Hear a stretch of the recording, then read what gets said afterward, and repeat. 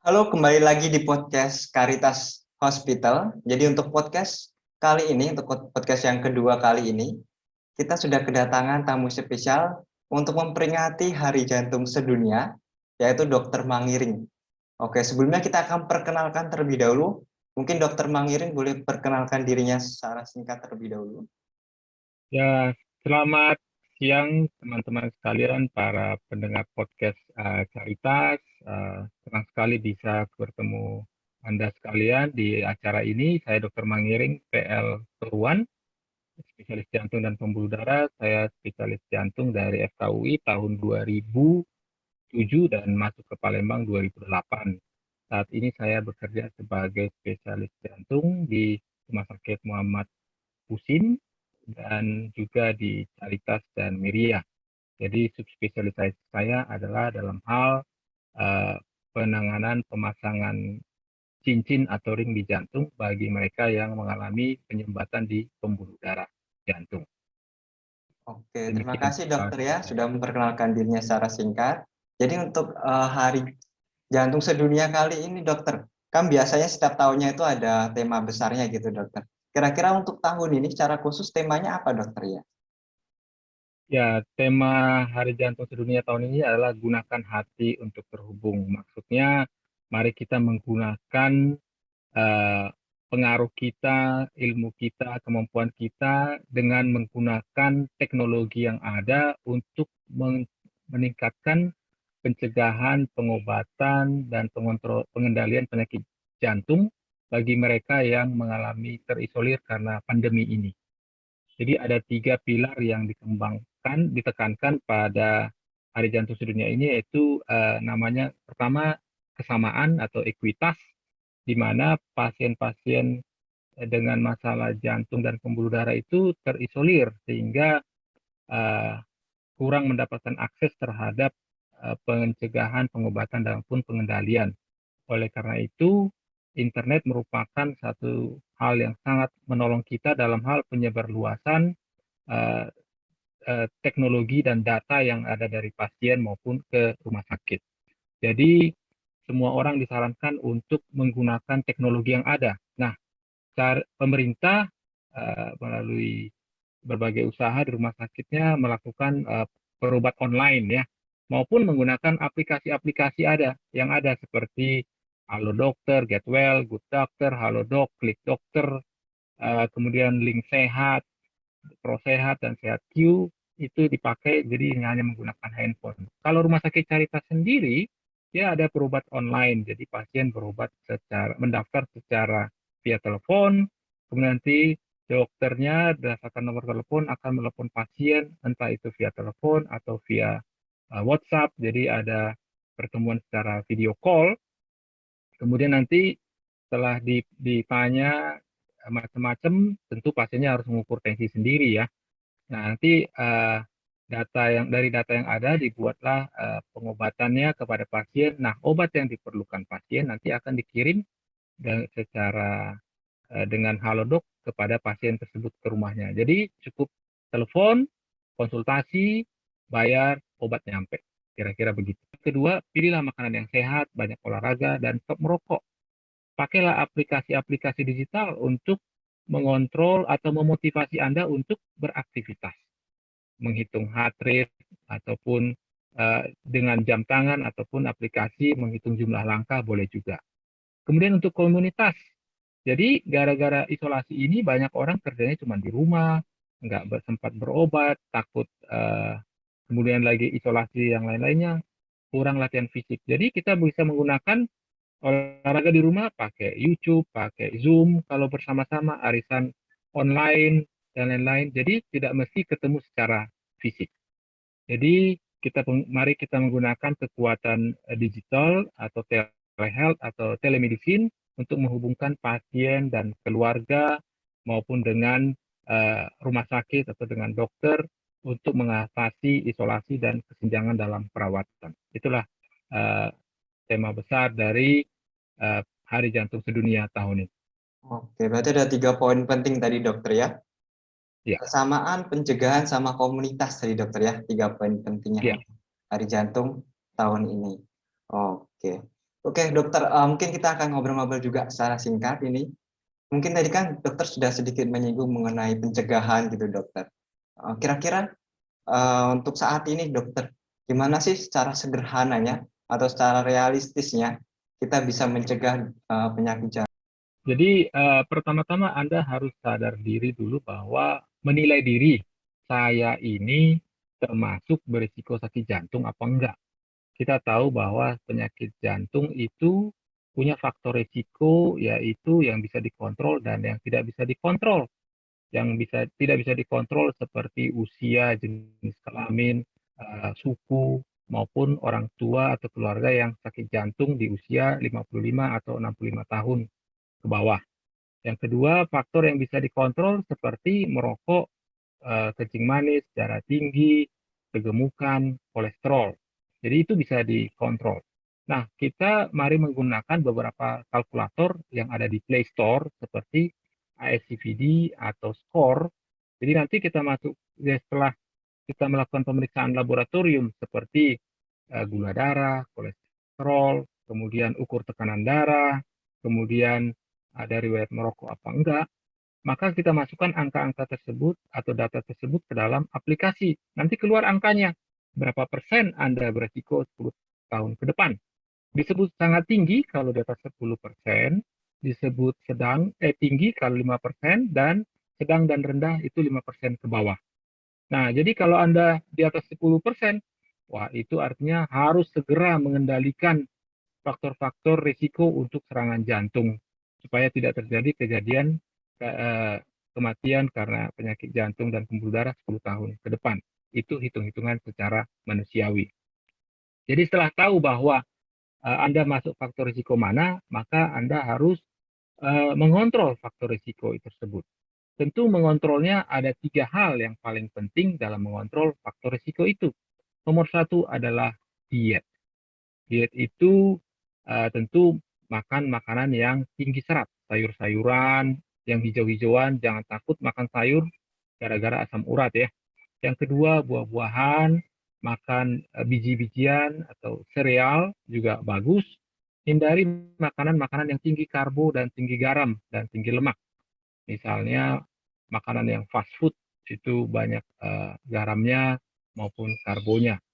Kemudian yang ketiga, yang kedua olahraga. Olahraga tentu lakukanlah aktivitas fisik lebih banyak daripada berkendara, ya. Bukan artinya tinggal di Indralaya ke Palembang jalan kaki tiap hari, enggak. Jadi apa yang bisa sesuai dengan waktu kita, fleksibel. Tapi memang yang disarankan adalah 5 kali seminggu, paling tidak 30 menit, dengan olahraga yang bersifat teratur, yaitu jalan, sepeda, kemudian treadmill, berenang, jadi yang stabil lah seperti itu. Dan yang ketiga adalah obat. Kalau Anda punya darah tinggi, ya makan obat darah tinggi seumur hidup. Kalau Anda punya sakit gula, makan obat gula seumur hidup, obat kolesterol. Tapi dari semua itu yang paling gampang dikontrol dan efeknya paling besar adalah stop merokok. Karena kalau stop merokok hari ini, sudah ada langsung efeknya. Kalau darah tinggi makan obat bertahun-tahun. Sakit gula makan obat bertahun-tahun. Stop merokok cuma niat nomor 1 bahwa stop merokok dan sadar akan bahayanya merokok. Sama jangan stres. Untuk hindari stres supaya jangan mudah sakit jantung.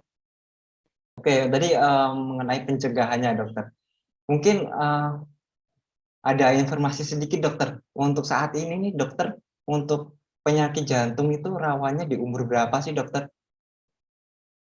Ya, kalau dulu-dulu eh, sakit jantung itu 70 tahun ke atas, kemudian makin turun 60 tahun ke atas. Sekarang 40-an tahun ke atas pun sudah orang sakit jantung. Dulu kejadian sakit jantung di usia 60-an itu sekitar 7%, kemudian di usia 40 itu sekitar 4%, dan di usia 20-an sampai 40 paling 2%, kira-kira seperti itu.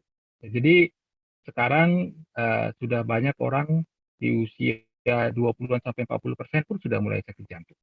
Ya, berarti sekarang rata-rata usia muda malah, dokter, ya, yang kena penyakit jantung, dokter, ya? Ya. Oke, kira-kira mereka yang usia muda tuh biasanya bisa terkena itu karena apa sih, Dok? Ya, jadi karena punya faktor resiko. Jadi kalau misalnya bapaknya sakit jantung kurang dari 55 atau ibunya kurang dari 65 sakit jantung, anaknya bakal beresiko sakit jantung.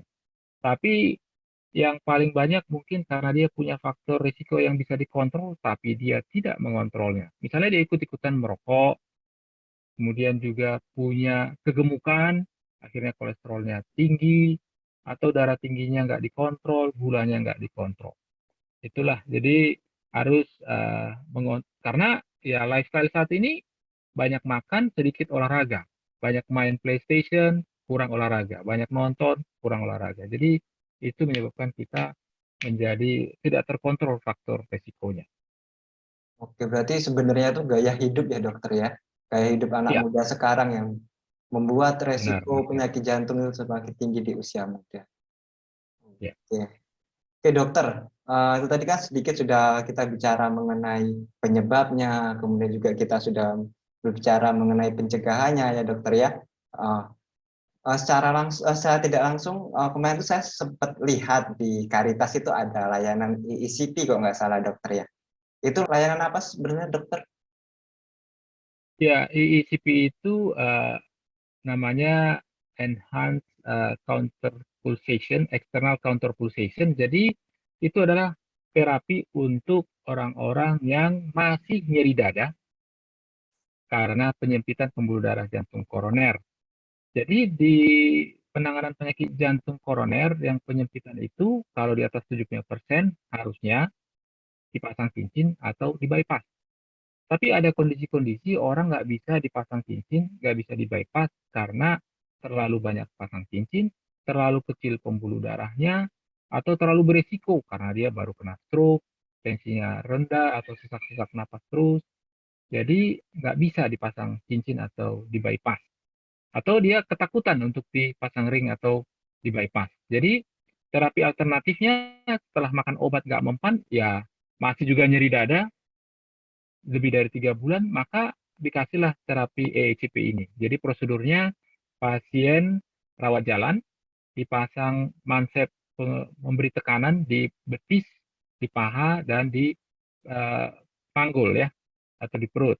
Kemudian nanti dipompa-pompakan berkali-kali selama hampir 1 jam dengan 5 hari seminggu, totalnya 35 berarti 7 minggu, atau dilakukan prosedur tersebut 2 jam sehari selama eh, 5 minggu, 5 kali seminggu untuk 3 sampai 4 minggu. Manfaatnya adalah bisa mengurangi 50% kebutuhan akan penggunaan obat di bawah lidah, nitrogliserin atau nitrat karena nyeri dada, dan dalam penelitiannya 5 tahun penggunaan ECP ini bisa pasiennya 80% masih bermanfaat penggunaan ECP ini dengan sekali pakai tadi. Jadi pengobatannya adalah rawat jalan selama 3 atau 7 minggu, dengan manfaat adalah meningkatkan aliran darah ke pembuluh darah di jantung, tentu yang kecil-kecil, sehingga orangnya mengurangi nyeri dada dan kualitas hidupnya lebih baik. Banyak orang menjadi stres gara-gara tiap hari nyeri dada dan keterbatasan aktivitas. Kira-kira begitu, Pak Mas. Oke, berarti itu layanan untuk mereka yang nggak bisa masang ringnya, Dokter ya. Ya, Oke, tadi sedikit informasi mengenai layanan yang ada di Caritas ya, Dokter ya. Kemudian juga ya, mungkin itu aja untuk obrolan kita pada hari ini, Dokter ya, untuk memperingati Hari Jantung Sedunia, dan juga saya sedikit mengulang beberapa poin penting tadi, Dokter ya. Ada ya, 3 poin besar mengenai tema Hari Jantung Sedunia. Yang pertama itu ada kesamaan, kemudian pencegahan, dan juga komunitas. Oke, kemudian juga di Caritas juga ada pelayanan konsultasi online tadi, Dokter ya. Bisa langsung terhubung ya, sama dokter ya. ya, Oke, langsung bisa konsultasi sama Dokter Mangiring, dokter spesialis jantung di Rumah Sakit RK Caritas. Kemudian juga bahkan ada, beberapa ya, Dokter. Boleh Beberapa tambah? pasien setelah konsultasi online masih berlanjut ber-WhatsApp ria gitu. Oke, berarti Jadi bisa bisa follow up-nya jadi sharing-sharing ya gratis. dokter ya? Iya, Oke, begitu. heeh. Oke, mungkin teman-teman atau pendengar Karitas sekalian bisa langsung konsultasi ke konsultasi online lewat Rumah Sakit RK Karitas sama Dokter Mangiring yang mungkin yang memiliki gejala atau memiliki penyakit jantung bisa langsung aja nanti kunjungi ke websitenya Karitas. Di situ juga ada nomornya langsung, nomornya Dokter Mangiring yang bisa dihubungi untuk konsultasi online. Oke, kemudian juga ada layanan ECP yang siap melayani saudara-saudari semua, sobat Karitas yang terkena penyakit jantung juga, langsung bisa menghubungi juga pihak Rumah Sakit RK Karitas. Oke, mungkin itu aja, dokter. Terima kasih banyak atas kesempatannya, atas ilmunya sudah dibagikan, mungkin bisa menambah wawasan para pendengar podcast ini, supaya lebih peduli lagi akan kesehatan jantungnya. Mungkin dokter ada kesan pesan atau apa yang bisa disampaikan untuk pendengar sekalian? Ya, jadi dalam menghadapi pandemi ini, mari kita pertama hidup sehat ya, yaitu seimbangkan gizi, jadi banyak makan sayur, kurangi makan karbo dan garam dan yang berlemak. Kemudian enyahkan rokok, kemudian hindari stres, kemudian awasi tekanan darah tinggi, dan teratur berolahraga. Bila Anda takut berobat ke rumah sakit, gunakanlah layanan konsultasi online yang tersedia, entah dengan aplikasi ataupun dengan berobat online ke rumah sakit Caritas. Dan yang terakhir, jangan takut atau ragu berobat ke rumah sakit bila Anda mengalami sesak atau nyeri dada yang hebat karena Anda misalnya punya penyakit jantung sebelumnya. Walaupun ada COVID, kalau terpaksa baru berobat ke rumah sakit. Tapi kontrol gunakanlah aplikasi yang ada saat ini. Terima kasih. Oke, terima kasih banyak dokter. Sekali lagi terima kasih atas kesempatannya sudah hadir di podcast kali ini. Oke, selamat siang dokter dan kita akan bisa Ya, berjumpa lagi selamat di siang semuanya. lain kesempatan.